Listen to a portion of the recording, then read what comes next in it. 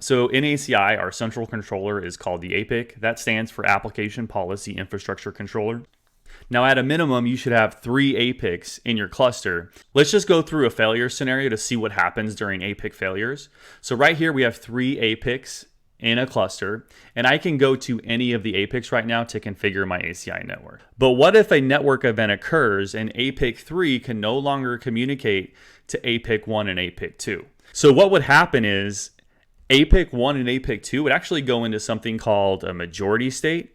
So since the cluster size is 3, APICs 1 and 2, they essentially say, hey, we can still communicate with 2 out of 3 APICs in the cluster. We're the majority. We're going to stay in a majority state. So we could go into APIC 1 or APIC 2 and still configure ACI from those APICs because they're in a majority state. Now, APIC 3 is different, right? APIC 3 is going to say, man, I'm all by myself. I can only see 1 APIC out of 3.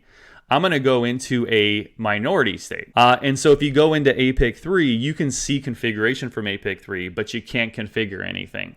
If you try to configure something on the APIC, you're going to get an error message. Now, if 1 APIC goes down, you still should be able to configure ACI from the 2 remaining controllers. But if 2 APICs go down, the 3rd APIC, the last remaining APIC in your cluster, is going to go in to a read-only state. Okay, and if you connect to that APIC, you can't configure anything from that remaining APIC. Now, if all APICs go down, obviously you won't be able to see the configuration from any of the APICs, nor will you be able to configure anything. But thankfully, the switches in the ACI fabric will still switch traffic. All right, guys, that's all I got. I appreciate you so much. Thank you.